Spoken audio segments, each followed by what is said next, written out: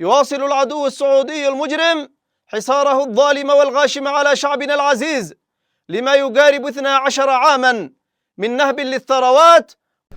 Treasury was lifting sanctions on Iranian oil today. Well, I'm going to have to find out exactly the status. ጤና ይስጥልን ቤተሰቦች እንዴት አላችሁ? ዛሬ ፕሬዝዳንት ዶናልድ ትራምፕ ኢራን ነጩን ባንዲራ ማውለብለብ አለባት እጅ ትስጥ ወይም እጅ መስጠቷን ታረጋግጥ የሚል መግለጫ ሰጥተዋል። ፎክስ ኒውስ ነው የተናገሩት። ኢራን በበኩሏ የማይታሰብ ነገር አታውሩ ፕሬዝዳንት ዶናልድ ትራምፕ የሚል ምላሽ ሰጥታችኋለች። ከዛ ውጭም ደግሞ ሌላ አገር መካከለኛው ምስራቅ ላይ በአሜሪካ ጦር እንደምትደበደብ ከሰሞኑ ሊጠበቅ እንደሚችል ፕሬዚዳንት ዶናልድ ትራምፕ ዝተዋል። ከኢራን ጋር ያላት ግንኙነት አላማረኝም፣ በሆርሙዝ ሰርጥ ላይ የምታደርገው እንቅስቃሴ በጎ አይደለም በሚል ዝተውባታል። ይቺ ሀገር ማነች የሚለውንም እንደዚሁ እንመለከታለን።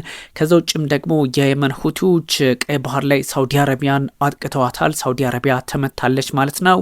ጃሬድ ኩሽነር የፕሬዚዳንት ዶናልድ ትራምፕ አማች ወደ መካከለኛው ምስራቅ በተለይም ወደ እስራኤልና ግብጽ ብቅ ብለዋል። ይህ ፖለቲካዊ አንደምታው ምንድን ነው የሚለውን ሰፋ አድርጌ እነግራችኋለሁ። እነዚህ ነጥቦች ወደ ተመልካቾቻችን እንደተለመደው ላይኩን፣ ሰብስክራይቡን፣ ሼሩን፣ ኮሜንቱን ሁሉንም ነገር አድርጉ። ከሰሞኑ እርግጠኛ ስለሆንኩኝ ነው አመን ብዙዎቻችሁን ሪስፖንድ አላረኩላችሁም እንደምታውቁት ያው ከስራ ብዛት እንደሆነ አንደርስታንድ ታረጉኛላችሁ። አሁን ወደዛ እገባለሁ ማለት ነው። ውድ ተመልካቾች ማለትም የእናንተን ምላሽ በትክክልም ለመስጠት ሞክራለሁኝ፣ ሪያክትም ማድረጋለሁኝ። ውድ ተመልካቾቻችን ለትዕግስታችሁ፣ ለሁሉም ትብብራችሁ ሁላችሁንም አመሰግናለሁኝ።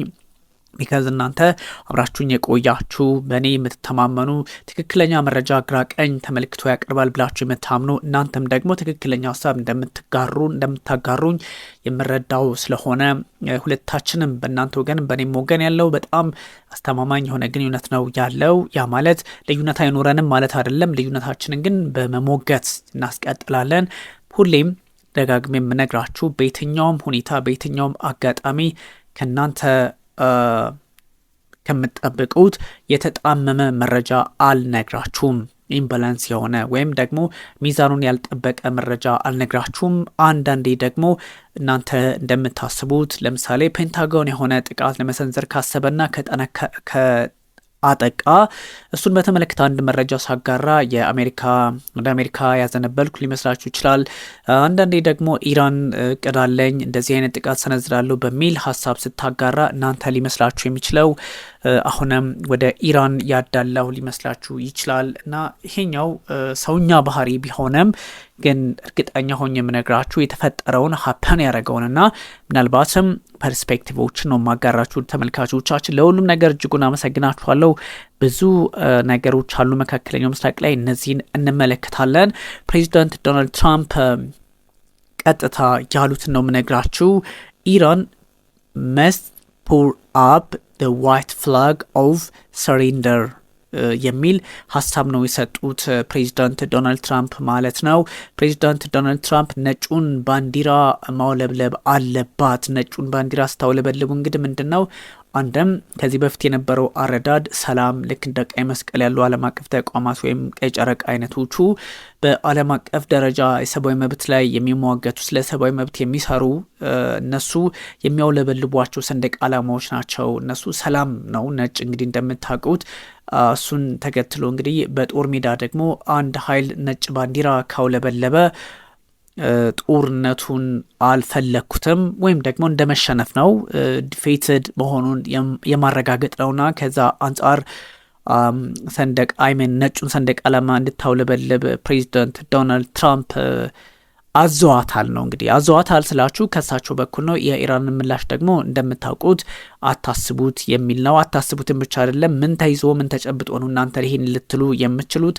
ይልቁንስ ያሸነፍነው እኛ ነን የሚል አይነት አቋሟን በግልጽ አስቀምጣለች። ፕሬዚዳንት ዶናልድ ትራምፕ ቀጥተኛ ንግግር ከአይአርጂሲ ሰዎች ጋር እያደረኩ ነው የሚል እንግዲህ ሀሳብ አጋርተው ነበረ። አይአርጂሲ ደግሞ እንዲህ አይነት ጉዳይ በተአምር የሚታሰብ አይደለም፣ ጦርነቱን ለመቋጨት ምንም የምናደርገው ነገር የለም፣ ጎን ለጎንም የምንወያየው ነገር የለም። ምናልባትም አሜሪካ እንግዲህ ሚድተርም ኤሌክሽኑ እየመጣባት ስለሆነ ወይም በተለይም ፕሬዚዳንት ዶናልድ ትራምፕ ከዛ ጭንቀት ካልሆነ በስተቀር ከኛ ጋር ምንም አዲስ ነገር የለም በሚል አቋማቸውን በግልጽ ይፋ አድርገዋል ማለት ነው።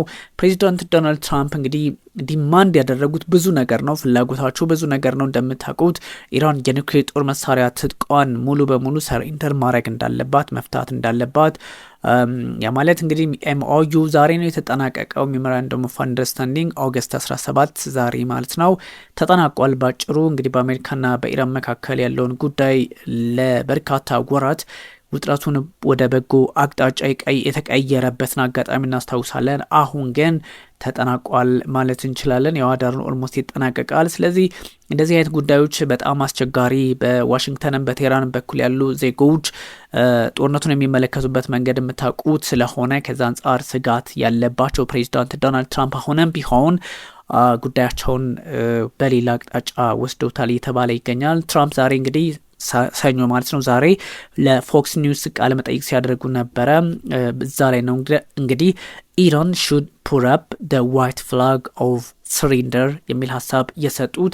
ለ5 ወራት የዘለቀውን እንግዲህ ውጥረት በአሜሪካና በኢራን እንደዚሁም በእስራኤል መካከል የነበረው የ5 ወራትን የዘለቀ ውጥረት ፕሬዚዳንት ዶናልድ ትራምፕ አሸናፊ ነን የሚል አይነት አቋም ለማራመድ ሞክረዋል። ግን ይሄኛውን ጉዳይ እንደ ሬቶሪክ ነው እየተወሰደ የታየው ማለት ነው። ፕሬዚዳንት ዶናልድ ትራምፕ ዋሽንግተን ሚዲዬተሮቿ የተለያዩ ስራዎችን ለመስራት ይሞክራሉ፣ ቀጥለዋል። ግን እሳቸው ደግሞ በተለያዩ አጋጣሚዎች በኔጎሽዬሽን ቴብሉ ጠረጴዛው ላይ ችግሮች የሚፈጥሩ አሉ፣ እነሱ ደግሞ ዋጋቸውን ይሰጣል የሚል አቋም ነው ያራመዱት። ግን ብዙ ሰዎች ጫና የሚያሳድሩት በፕሬዚዳንት ዶናልድ ትራምፕ ነው። ባክቻናል አርገናል ይላሉ ትራምፕ። እንግዲህ ትራምፕ ባክቻናል ማለት አድሚኒስትሬሽኑ አስተዳደራቸው በጎንዮሽ ከኢራን ሪቮሉሽናሪ ጋርድ ኮርፕስ ወይም ደግሞ አይአርጂሲ ከአብዮታዊ ዘብ ኃይሉ ጋር በመሆን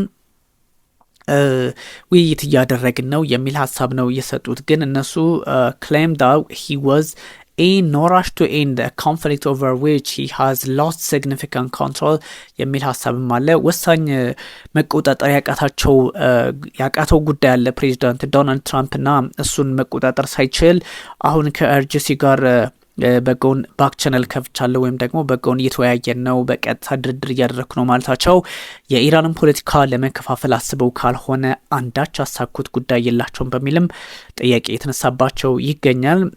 እሳቸው ያሉት ነገር አለ ፕሬዚዳንት ዶናልድ ትራምፕ እንግዲህ they are good poker players but they are dying, the US president said of the IRGC የሚል ሀሳብ አለ። ያ ማለት ጥሩ ቁማርተኛ ናቸው፣ ያው ቁማር ተጫዋቾች ናቸው፣ ነገር ግን እየሞቱ ነው በሚል የአይአርጂሲን የኢራን አብዮታዊ ዘብ ኃይል አባላትን ለመተንኮስ ሞክረዋል ትራምፕ ማለት ነው። ትራምፕ በብዙ ነገር እንስስት ያደረጉት ነገር አለ።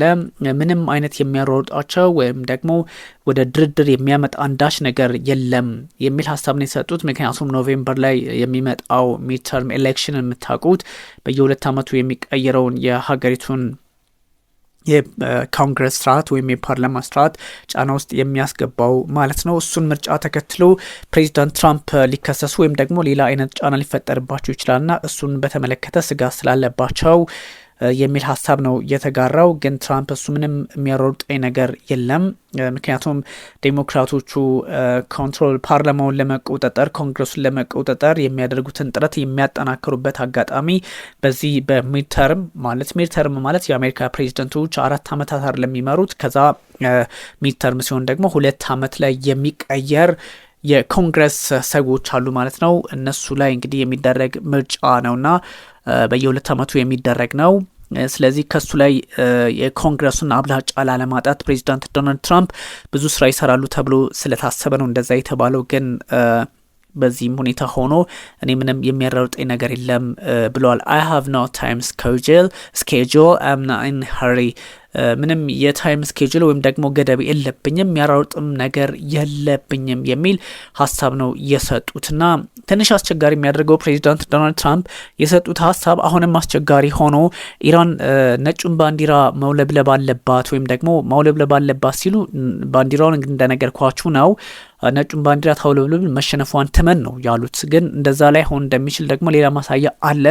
የአሜሪካ ኦማን አጋር ኦማን እንደሆነች ታውቃላችሁ። ኦማን አጋሯ ናት የአሜሪካ ከዚህ ቀደም በነበረውና አሁን ግን በሆርሙዝ ሰርጥ ላይ ከኢራን ፖለቲከኞች ጋር የምታደርገው ድርድር በፕሬዚዳንት ዶናልድ ትራምፕ በኩል በተወሰነ መጠን እንግዲህ የሚዋጥ ሆኖ አልተገኘም። ቢካዝ ትራምፕ እንዳሰቡት አልሆነላቸውምና ኦማንንም በቦምብ ሊመቷት እንደሚችሉ በግልጽ አስቀምጠዋል። መካከለኛው ምስራቅ ላይ ካሉ ሀገራት መካከል ከኢራን በተጨማሪ እንግዲህ ኦማንም የመመታት እድል አላት ማለት ነው። ትራምፕ ቀደም ሲል የሆነ አገር መካከለኛው ምስራቅ ላይ ይደበደባል ሲሉ ነበረ።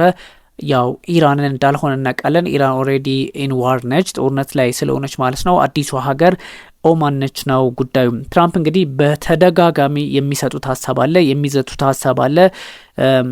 ጥንካሬያችን እጅግ ብርቱ ነው። ጥንካሬያችን ደግሞ ብርቱ ከመሆኑም በላይ ጦራችን ሚሳይላችን ምንም አልተነካም፣ እንደሚታሰበው አይደለም። ትራምፕ እንግዲህ could bomb US ally Oman if it gets in the way of a deal to reopen the Strait of Hormuz which Iran has blockaded የሚለው ሀሳብም ላይ ትንሽ ትራምፕ ጥያቄ አላቸው። በቦምብ ኢራንን በቦምብ እንመታለን ትራምፕ ሲሉ ምን ኦማንን ምን ማለት ነው የሚል ጥያቄ ይነሳል። if Oman gets in the way we will bomb the ምናምን ብለው ከዛ ያው ትራምፕ የሚጠቀሟቸው ቃላት አሉ በኤስ ጀምረው ያው ትንሽ ከበድ ያሉ ቃላት ስለሆኑ ለሚዲያችንም ስለማይመጠን እንተዋለን። out of them ያው ስዊፕ አውት እናደርጋቸዋለን ወይም ደግሞ ሙሉ በሙሉ እንጠቀልላቸዋለን እናጠፋቸዋለን የሚል ሀሳባቸውን ነው ያጋሩት። ኦማን በዛ መንገድ የሚትሄድ ከሆነ በቦምብ ትደበደባለች የሚል ሀሳብ ነው የሰጡት። እንግዲህ ምክንያቱም ኢራንና ኦማን በባለስልጣናታቸው አማካኝነት በተለያዩ አጋጣሚ በማሪታይም ናቪጌሽን እንቅስቃሴ ላይ ስምምነት ይደርሳሉ። በዛ ላይ የቴራና የመስካት ፖለቲከኞች ስራ እየሰሩ ነው የሚለው ሀሳብ ተከትሎ ነው እንግዲህ እንዲህ አይነት ጉዳዮች በስፋት እየወጡ የሚገኘው። ኤንዌይ ፕሬዚዳንት ዶናልድ ትራምፕ በጣም በተወሰነ መጠን አሁን እየሰጧቸው ያሉ አስተሳሰቦች ወይም ሀሳቦች አስቸጋሪ ናቸው። ምክንያቱም በሁለቱም በኩል የምትመለከቷቸው ነገር አስቸጋሪ we have not yet made a decision to restarting negotiation with the United States በሚል የኢራን የውጭ ጉዳይ ሚኒስትር ሰይድ አባስ አራግቺ ሀሳብ ሰጥተዋል። ይሄን ማለት እንግዲህ ዛሬ ኤክስፓየር ስላደረገ MOU ኤክስፓየር አድርጓል። አሁን ኔዘር በሁለቱም በኩል ደግሞ ድርድርን የሚያስቀጥል ጉዳይ የተመለከትን ስላልሆነ ብዙ አይነት አጋጣሚዎችን ትራምፕ ሊጠቀሙ ይችላሉ የሚለው ሀሳብን በብዙዎች ዘንድ መነጋገሪያ የሆነ ጉዳይ ሆኗል። ኤንዌይ ፕሬዚዳንት ዶናልድ ትራምፕ እንግዲህ የሀገራቸውን ጦር በተለያየ መንገድ ሲገልጹ ነበረ። ኤክስፓየር ስላደረገው እንግዲህ የሶስት ወራት ወይም የሁለት ወራት የሳቅናት የተኩስ አቁም ስምምነት ዛሬ ኤክስፓየር አድርገዋል። እሱን ተከትሎ ደግሞ ሊፈጠሩ የሚችሉ ችግሮችን ራሳቸው ፕሬዚዳንት ዶናልድ ትራምፕ እያስቀመጡ ይገኛል። ትራምፕ ጦራቸው አሁንም እንዳልተነካ አንድ ያስቀመጡት ሀሳብ አለ። እሱም በምንም አይነት ሁኔታ እኛ ጦራችን ምንም የተነካው ጉዳይ የለም፣ ፒነትስ ነው የተጠቀምነው። ለውዝ አውቾለኒ አለች አይደለ?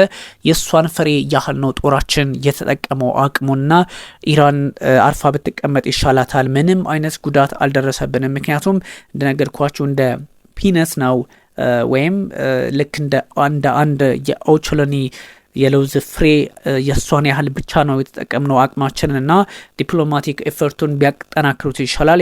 ያ የማይሆን ከሆነ ወታደራዊ አቅማችን ከመቼውም ጊዜ በላይ የበረታና ከባድ ይሆንባቸዋል በሚል ትራምፕ ዝተውባቸዋል። ኦፍኮርስ እንደዚህ አይነት ጉዳዮች ከዛቻ ላይ ሻገሩ ይችላሉ። ትራምፕ በጣም ይሄ እንግዲህ ካሉበት በጣም ስትሮንግ በሆነ ላንጉጅ ኢራንና ኦማንን ማስጠንቀቃቸው ይታወሳልና ቦምብ እናረጋቸዋለን ነው ያሉት በግልጽ። በምንድን ነው ቦምብ የሚያደርጉት? እንዴት ነው? ምን አይነት የጦር መሳሪያ ሊጠቀሙ ነው? ኒውክሌር ሊጠቀሙ ነው ወይስ ምናምን የሚሉ ጥያቄዎችም እንደዚሁ በስፋት ይነሳሉና የፕሬዚዳንት ዶናልድ ትራምፕ ሀሳብ በጣም እንግዲህ ከዚህ አንጻር ብዙዎችን የሚያናድድ ሆኗል። ማለትም በኢራን ፖለቲከኞች በኩል ያሉ ተደራዳሪዎች ትራምፕ ወትሮውንም ይህን ለማድረግ ይሞክራሉ፣ እኛ ግን እጅ አንሰጥም እንደሚያስቡት አይደለም። እነሱ ከፍና ዝቅ ባለው የዓለም ፖለቲካ ስርዓት ላይ ጠላትነታቸውን አጠናክሮ የሚቀጥሉ ከሆነ እኛም ከፍተኛ ዋጋ እናስከፍላቸዋለን ትራምፕን በሚል እንደዚሁ ከኢራን ፖለቲከኞች በኩል ያለው መረጃ በስፋት ወጥቷል ማለት ነው። ኢራን ፖሰስ ማድረግ አችልም፣ የኒውክሌር ጦር መሳሪያን በተአምር ልትታጠቃት አችልም ፈጽሞ የሚል ሀሳብም አላቸውና ከዚህ አንጻር የትራምፕን አቅምም በተለያየ መንገድ ማየት ይቻላል። ያው ትንሽ ዓለም ላይ አስቸጋሪ የሚያደርገው የመካከለኛው ምስራቅ ፖለቲካ በብዙ መንገድ እዚህም እዛም ደሞሊሽ የሆነ ነው። በኢራንና በአሜሪካ ብቻ የቆመ አይደለም። ራሷ ኢራን የምታነሳቸው ሀሳቦች አሉ። ሰው እነዚህ ሀሳቦች ደግሞ የኢራንን በቀላሉ ሚት ማድረግ የማይቻሉ ናቸው። ትራምፕ ስለዛቱን ብቻ ሳይሆን በአንዳንድ ጉዳዮች ላይ በጣም ሁሉም ዲማንዶች የማይሟሉበት እድል ስላለ ዴታው በጣም አስቸጋሪ ሆኗል። መረጃዎች በጣም አሁን ውስብስብ እየሆኑ መጥተዋልና ይሄኛውም እንግዲህ በፕሬዚዳንት ዶናልድ ትራምፕ የፖለቲካ ሂደትም ሆነ ካላቸው ከአንዳንድ ጉዳዮች አንጻር በእርግጥም ለማየት እንደዚህ ይህኛውን ሁኔታ በበጎ ለመመልከትም ሆነ በአንዳንድ ጫናዎች ውስጥ ያለፈችውን ዓለምም በትክክል ለማየት በዚህ ልክ ጉዳዮችን ለማየት ያስገድዳል። ይሄን እንግዲህ ያነሳውላችሁ የመካከለኛው ምስራቅ ውጥረት ዛሬም አደገኛ በሆነ መንገድ ውጥረቱ ከፍተኛ በሆነ ደረጃ አስቸጋሪ ሆኖ መቀጠሉን ለመጠቆም ያህል ነው። يواصل العدو السعودي المجرم حصاره الظالم والغاشم على شعبنا العزيز لما يقارب 12 عاما من نهب للثروات وحصار شامل على الموانئ والمطارات برا وبحرا وجوا بما فاقم معاناة شعبنا العظيم حتى وصل الحال إلى مستوى لا يطاق بدون أي حق أو مبرر له في ذلك، وهذا ما لا يمكن القبول به أو السكوت عليه، لأنه لا يستند إلى حق أو مصوغ قانوني أو إنساني وليس له أي مشروعية، فهو حصار باطل وعدواني ونتائجه كارثية في معاناة شعبنا اليمني العزيز، مع ابتدائه أيضا بالعدوان على بلدنا باستهداف مطار صنعاء الدولي في عدوان ظالم غادر. فلا يمكن لشعبنا أن يعاني من الحصار الظالم ويعتدى عليه دون أن يكون له موقف، فشعبنا العظيم هو شعب مؤمن مجاهد. የየመን ሁቲዎችም አሉ። የየመን ሁቲዎች ዛሬ ሳውዲ አረቢያን ጥቃት ሰንዝረውባታል። ጥቃት ሰነዘሩባት እንግዲህ በዚሁ በመከረኛው በቀይ ባህር ላይ ነው። በቀይ ባህር ላይ በሚንቀሳቀሱ መርከቦች ላይ ቀይ ባህር ላይ ተመታለች ነው ባጭሩ ይቺ ሀገር። ስለዚህ የተመታችበት አጋጣሚ ደግሞ በተለያየ ሁኔታ ሲገመገም ሁቲዎች ዛሬም አቅማቸውን እያጠናከሩ መቀጠላቸውና በመካከለኛው ምስራቅ ላይ ያለውን አንዳች ስቶ የሚያልፍ መርከብ ያለነሱ ፈቃድ ማለፍ እንደማይችል ለመጠቆምና ለማሳየት ያደረጉት ነው የሚል መረጃ ተጋርቷል። ምክንያቱም የነ ትራምፕ በዚህኛው መንገድ መቀጠል እዚህ አካባቢ ያለውን ወታደራዊ ኃይልም ደግሞ ሌላ አይነት አቅጣጫ ውስጥ ለማስገባት የተሞከረ በመሆኑ ሁቲዎችን በርታ ብለው ቀጥለውባቸዋል። ሁቲ የሳውዲን መርከብ ቀይ ባህር ላይ መምታታቸውን ሲያረጋግጡ በጣም የጦር መርከብ ናት የሚል ሀሳብም አላቸው። 4 አጅበዋት የሚንቀሳቀሱ ኤስኮርት ቬስል አሉ፣ መርከቦች ትንንሾቹ ማለት ነው። በጣም በሚሳኤል እንግዲህ መተናቸዋል ሳውዲን፣ የሳውዲዎችን ሀብት በሚል በግልጽ አቋማቸውን አራምደዋልና ይሄኛው ትንሽ አስቸጋሪ ነው። የሁቲ ወታደራዊ ቃል አቀባይ የምታውቋቸው የሀያ ሳሬ ደግሞ ክሌሙ በቴሌግራም ገጻቸው ላይ ይፋ አድርገዋል። ከእንግዲህ ከሳውዲ ኦቶሪቲ በኩል ያለውን ነገር በዚህ ልክ ቀለል አድርገው ለመመልከት ቢሞክሩም እኛ በትክክል የቤት ስራችን እየሰራን ነው። በየትኛውም አጋጣሚ የሀገራችንን ፖለቲካ፣ በየትኛውም አጋጣሚ የሰሜናዊ የመንን የሰንአን ፖለቲካ በቀላሉ ልንወስደው አንችልም። አሜን ቀለል አድርገን ልንመለከተው አንችልም። በየትኛውም መንገድ ሳውዲ አረቢያም ሆነች የትኛውም ሀገር ለሚፈጠርበት ጫና ምላሹን እዛው ይወጣው። እኛ በተለያየ መንገድ እርምጃችን ራሳችንን ለመከላከል ነው የሚልም ሀሳብ እንደዚሁ ለማጋራት ግድ ብሏቸዋል። ሁቲዎች ወይም አንሳር አላህ የተባሉ የሚጠሩት ማለት ነው። የነሱ ጉዳይ ትንሽ አስቸጋሪ ነው። የየመን ሁቲዎች ሳውዲ አሁንም ኤስካሌት የምታረግ ከሆነ አርፋ የማትቀመጥ ከሆነ ከዚህ በኋላም ጥቃቱ ይበረታባታል፣ ትደበደባታለች የሚል ሀሳብ ነው የሰጡት። የየመን ሁቲ ኃይሎች ሳውዲ አረቢያን እንግዲህ ኤስካሌት ማድረግ ማቆም አለባት፣ ጦርነቱን ከማባባስ ወይም ደግሞ ጦርነቱ እዚህ ደረጃ ደርሰዋል እያለች ከማባባስ ብሎኬዱ ጠንክሮ ይቀጥላል። የየመን ፒፕልን ወይም የየመን ዜጎችን እንግዲህ እንትን ውስጥ ማስገባት፣ ሴጅ ውስጥ ማስገባት፣ ከበባ ውስጥ ማስገባቷን እስከቀጠለች ድረስ አሁንም ጥቃትን ሰነዝርባታለን የሚል ሀሳብ ነው የሰጡት። እንግዲህ ይሄኛው ቡድን ምንም አይነት ምርጫ የለም ከሳውዲ ጋር። ምክንያቱም ሳውዲ የመንን ዘግታለች፣ ጦር ማንቀሳቀሷን ማቆም አለባት። የየመን ዜጎች ሀብቶቻቸውን እንዲያንቀሳቅሱና በቀይ ባህርም በበብኤል መንደብ በኩልም ያለውን ለመጠቀም እድል ማግኘት አለባቸው የሚል መከራከሪያ ነው ያቀረቡት። ናያህያ ሳሬም በተደጋጋሚ ይህን ይላሉ። ኦፊሻሊ እንግዲህ አንሳር አላህ እየተባሉ የሚጠሩት በኢራን የሚደገፉት እነዚሁ ኃይሎች ሁቲዎች በጣም ከፍተኛ የሆነውን የየመን ክፍል ነው የተቆጣጠሩት። ያ ማለት ዋና ከተማዋን ሰናን ጨምሮ ነው የያዙት በ2014 በእኛ 2007 ወይ 6 አካባቢ ማለት ነው። ስለዚህ ባትሊንጋቸው እጅግ አስቸጋሪ ነው። በኤደን መሰረቱን ካደረገው የየመን በመንግስታቱ ድርጅትና እንደዚሁም ከአሜሪካን ጨምሮ ሳውዲ እውቅና በሰጡት ወይም በዓለም ላይ እውቅና ካለው የኤደን መንግስትና ከሳውዲ መንግስት ጋር በመዋጋት የሚታወቅ ነው።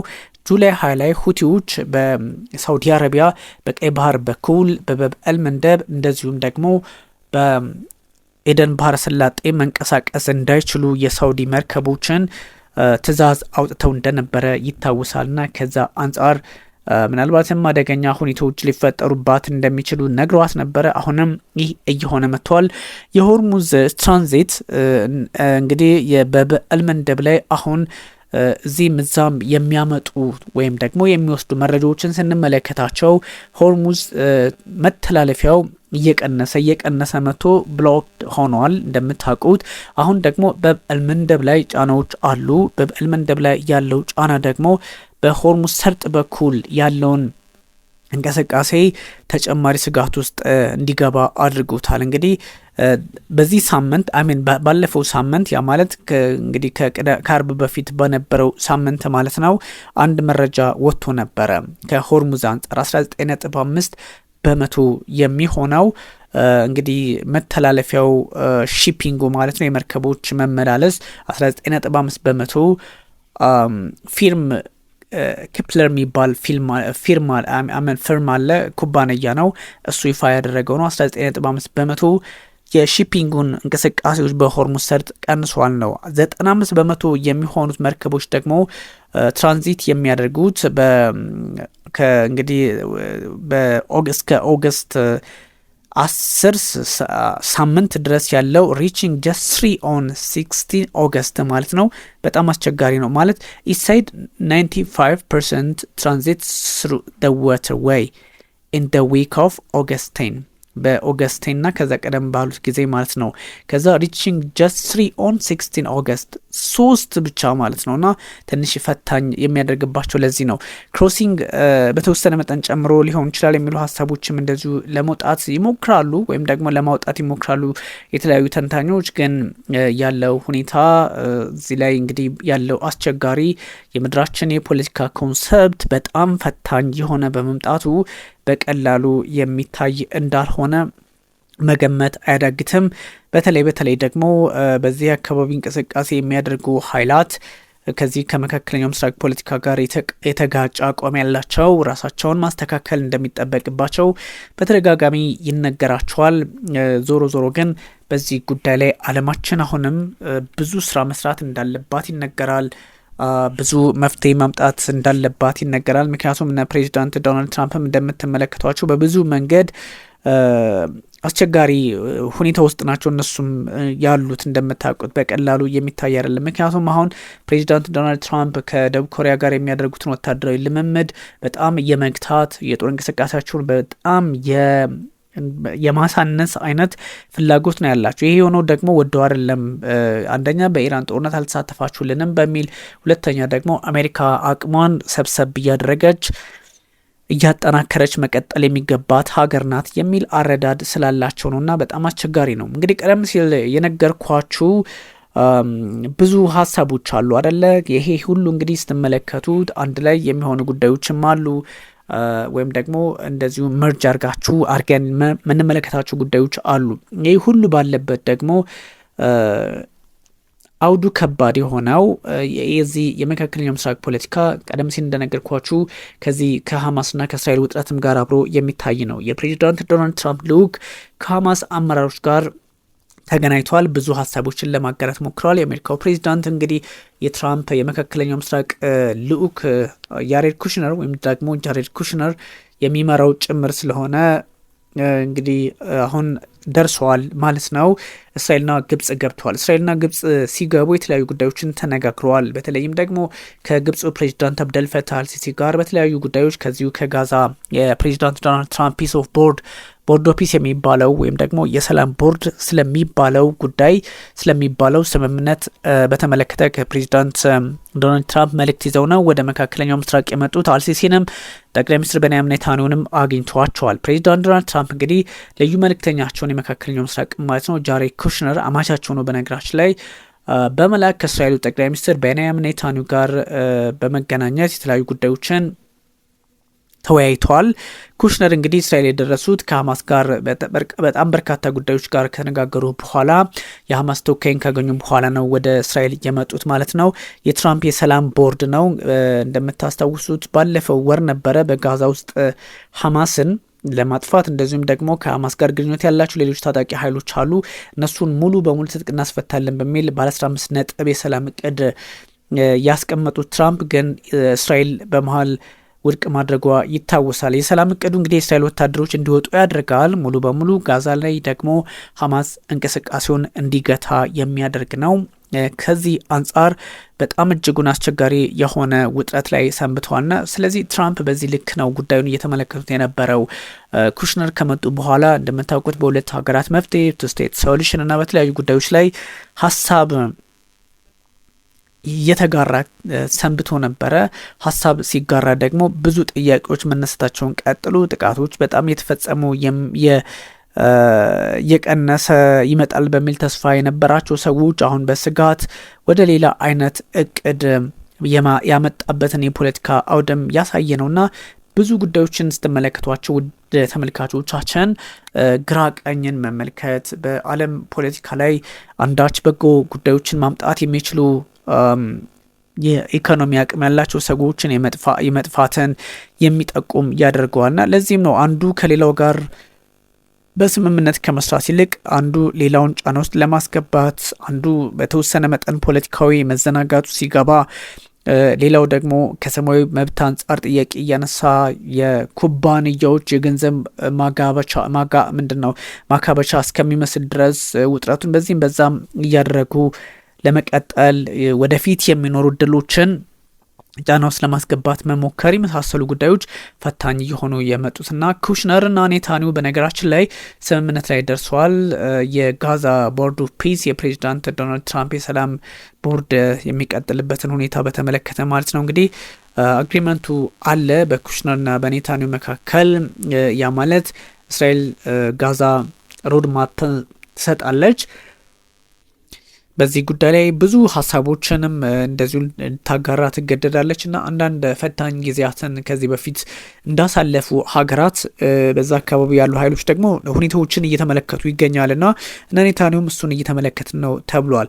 ቻንስ እንግዲህ ሌንግዝ የሆነ ዴፕስ በጣም ረዥም በጣም ጥልቀት ያለው ውይይት መደረጉን በትራምፕ እንግዲህ ልጅ ባለቤት ጃሬድ ኩሽነር ወይም ደግሞ የመካከለኛው ምስራቅ ልዑክ እንደዚሁም ከእስራኤሉ ጠቅላይ ሚኒስትር ጋር በጣም ጥሩ ውይይት እንደተደረገ ለማስቀመጥ ተሞክረዋል። ግን አንዳንድ ሁኔታዎች የሽንገላ ነው የሚመስሉትና ምንድን ነው ያለው የፖለቲካው አውድ፣ ምንድን ነው ያለው ችግሩ፣ ምንድን ነው ያለው ፈተናው የሚለውንም በተለየ መንገድ ማየት ያስፈልጋል።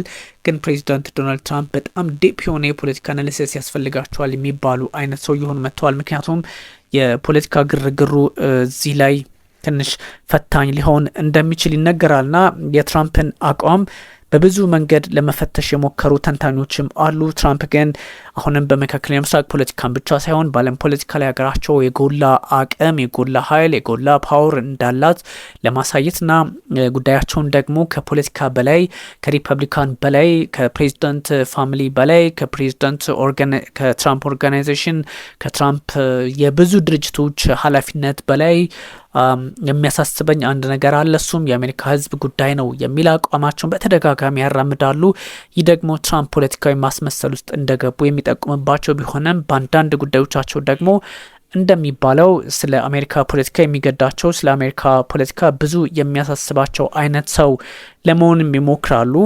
በአብዛኛው ግን ትራምፕ ልክ አይደሉም የሚሏቸውም እንደዚሁ ቁጥራቸው የዋዛ አይደለምና ከዛ አንጻር ፕሬዚዳንት ዶናልድ ትራምፕ የመፍትሄ ሀሳብ ይዘው ለሚመጡ ብቻ መፍትሄ አለኝ፣ ለሌላቸው ደግሞ መፍትሄ በዱላ ወይም በጦርነት የሚፈልጉ ካሉ ለነሱ ደግሞ መፍትሄውን በጦርነት በዱላ አረገዋለሁ የሚል አይነት አቋም ነው እያራመዱ የሚገኘው። ዞሮ ዞሮ ግን የትራምፕ የፖለቲካ ፍላጎት በተለያየ መንገድ የሚታይ እንደዚሁም ደግሞ በአስቸጋሪ የፖለቲካ አውድ ውስጥ የሚፈጠሩ ሁኔታዎችን በራስ ቅኝት ልክ የማስገባትም ፍላጎት እንዳላቸው በጣም በተደጋጋሚ ሲነገር ነበርና የመካከለኛው ምስራቅ ፖለቲካ በጥቅሉ ትራምፕ መፍትሄ ካላመጡለት ያ ማለት በፖለቲካ መግባባት እነዚህ ደግሞ ከዚህ ቀደም ሲቀመጡ የነበሩ ግራ ቀኝ ለመመልከት አዳጋች የሆኑ የፖለቲካ መንገዶችን ካልቋጯቸው በዚህ ልክ የሚቀጥሉ ከሆነ ሁኔታዎች እንግዲህ እንዳልኳችሁ በተደጋጋሚ እንደሚነገረው ፈታኝ የሆኑ ከዚህ ቀደም የነበሩ ሂደቶችን መፍትሄ ለማምጣት አስቸጋሪ እያደረገባቸው የሚሄድ ሰው ሆነዋል። ስለዚህ ትራምፕ አንድ ጉዳይ አለኝ፣ እሱም ደግሞ አሜሪካን ነጻ ማውጣት። አሜሪካን ነጻ የወጣች ነችና አሜሪካን ነጻ ማውጣትን ብቻ ሳይሆን ሌላም ዓለምን የመምራት ከዚህ የተሻለም እድል ሊሰጣት የሚገባ ሀገር ናት በሚል አቋማቸውን እንደምታውቁት በተደጋጋሚ ይገልጻሉ። አስቸጋሪ ጊዜያትንም ከህዝባችን ጋር አልፈናል። አሁን ባለው ሁኔታም ደግሞ እኛ ዝም ብለን ጊቭ አፕ የምናደርግ እንዳልሆነን ሊረዱን ይገባል የሚል ብርቱ አቋማቸውን ነው የሚያራምዱት። ግን ደግሞ እሳቸው ስላሉን ብቻ ሳይሆን በአሜሪካ ፖለቲካም ላይ እንደዚሁም ደግሞ የውስጥ ፖለቲካውን በተደጋጋሚ እንደነገርኳችሁ ጫናም ስላለባቸው እሱ ላይም መፍትሄ ማምጣት አለባቸው። ያን የማያረጉ ከሆነ ኦፍኮርስ በቀደም ሲል በነበሩ በጣም ጠቅለል ባሉ አደገኛ የአሜሪካ የፖለቲካ ሂደቶች ውስጥ በድጋሜ እሳቸውም ጫና ውስጥ እንዲገቡ አገራቸውንም ባሰቡት ልክ ላያራምዱ የሚችሉበት እድል ይፈጠራል ከሚል ብዙ የፖለቲካ መነጽር አንጻርም እንደዚሁ ትራምፕ በብዙዎች ዘንድ ተቃውሞ ይደርስባቸዋል። እንደምታውቁት ትራምፕ በዚህ ልክ የሚቆሙም እንዳልሆኑ ይታወቃል። በአብዛኛው የሀገራቸው ፖለቲካ ትክክለኛ መንገድ ላይ ነው ብለው ነው የሚያስቡት ትራምፕ። እሳቸው ብቻ እንግዲህ ይህን ስላሉ ወይም ደግሞ ጉዳያቸው በእሳቸው የፖለቲካ አረዳድ ልክ እሳቸው ባሉት ብቻ ይጠናቀቃል ማለት ባይሆንም ግን ደግሞ የአንበሳውን ድርሻ የያዘችው አገራቸው ስለሆነች በአንዳንድ ጉዳዮች ላይ ደግሞ ቴክኒካል የሆነ እስኬፒዝም ውስጥ ይገባሉ የሚልም ሀሳብ አለ። አፍተር ኦል ግን የትራምፕ ዋነኛ አቋማቸውና በፖለቲካው መንገድ ሀገራቸውን ወደፊት ለማስራመድ ከሚሄዱባቸው መንገዶች ሊጓዙባቸው ካሰቡ ርቀቶች መካከል በዚህኛው የፖለቲካ ስርዓት ውስጥ ራስን ሰፍቶ መያዝና አሜሪካን ታላቅ ዳግም ማድረግ እንደሆነ ይናገራሉ። ግን በምን በኩል በምን ሁኔታ በትክክልም ያሉት ነገር ይሆናል ወይ የሚለውንም ብዙ ሰዎች በጥያቄ መልክ ሊያነሱት የሚወዱት ጉዳይ ነው። አፍተር ኦል ግን ፕሬዚዳንት ዶናልድ ትራምፕ በመንገዳቸው ላይ ቆመውን ሁሉ እየመቱ ለመሻገር እድሉም እንዳላቸው ይነገርላቸዋል። ወደ ተመልካቾቻችን እንግዲህ ሰፋ ያለ መረጃ አጋርቻችኋለሁ። እናንተ የተቻላችሁን ላይክም ሰብስክራይብ ሼር ማድረጉን ቀጥሉ። ቢኒያም ካሴ አብሬያችሁ ቆይታ አድርጌ كافة الخيارات وأن أي حماقة يقدم عليها العدو السعودي الأرعن من خلال التصعيد الشامل فسنواجه بتصعيد شامل وقاس بإذن الله وقوته. رابعا ندعو أبناء شعبنا العظيم لمواصلة التعبئة العامة والنفير العام والاستعداد التام لكل السيناريوهات والتطورات والإسناد للجبهات بالمقاتلين. خامسا نوجه التحية بإعزاز وإجلال لأبناء شعبنا اليمني العظيم الذي خرج في مليونية التحذير والنفير بشكل لا مثيل له، ونؤكد له أننا لن نألو جهدا في استرداد حقوقه المنهوبة وإنهاء الحصار الظالم عنه مهما كانت النتائج والتداعيات.